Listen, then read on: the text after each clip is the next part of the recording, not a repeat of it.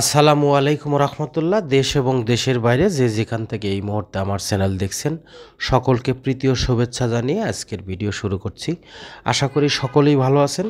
আজকের ভিডিও হলো আপনার জামরুল গাছের অগ্রিম পরিচর্যা এবং এই সময় জামরুল গাছের কি পরিচর্যা করলে ব্যাপক জামরুলের ফলন হবে।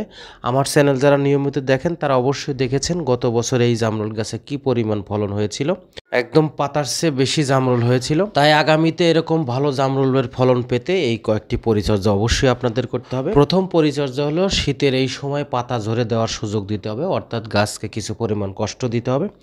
সেই জন্য গাছের টবের যে মাটিগুলো আছে সেগুলো শক্ত হয়ে গেছে এবং প্রচুর শিকড় হয়েছে, যার ফলে খাদ্য তেমন গ্রহণ করতে পারে না এবং নতুন করে খাবার দেওয়ার সুযোগ থাকে না। সেই জন্য আমি টবের মাটিগুলো 7-8 ইঞ্চি পরিমাণ উপরিভাগ থেকে শিকড় সহ ফেলে দিচ্ছি।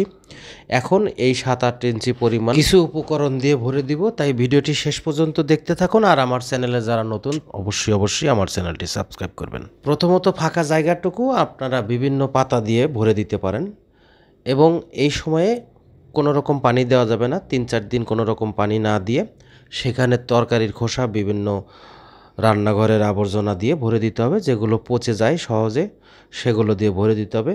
ভরে দেওয়ার পরও আপনারা আরও 3-4 দিন পানি দিবেন না, এগুলো ধীরে ধীরে পচে নির্যাস হবে এবং সেই নির্যাসগুলো তরল সার হিসেবে গাছ গ্রহণ করবে। অর্থাৎ এই সময় গাছকে কষ্ট দিলে দ্রুত পাতা ঝরে যাওয়ার সুযোগ হবে। এবং এই তরকারির খোসাগুলো এমনভাবে ভরে দিবেন যেন কানায় কানায় সবগুলো ছড়ে যায়। আস্তে আস্তে ছড়ে দেওয়ার পরে সেখানে আপনারা চার পাতা এবং কলার খোসা এগুলো আপনারা ব্যবহার করতে পারেন এবং এগুলো দ্রুত পচার জন্য আপনারা উপরিভাগে কিছু মাটি দিতে পারেন, শুকনো মাটি অবশ্যই। এই মাটিগুলো দেওয়া হয়ে গেলে ধীরে ধীরে যেন পচে যায় এবং সেখান থেকে যেন গ্যাস কোনো ক্ষতি না করতে পারে, সেই জন্য এই টবের মাঝে মাঝে বিভিন্ন কাঠি পুঁতে দিতে পারেন। মাটিগুলো দেওয়া হয়ে গেলে এখন পর্যাপ্ত পরিমাণ পানি দিতে পারেন।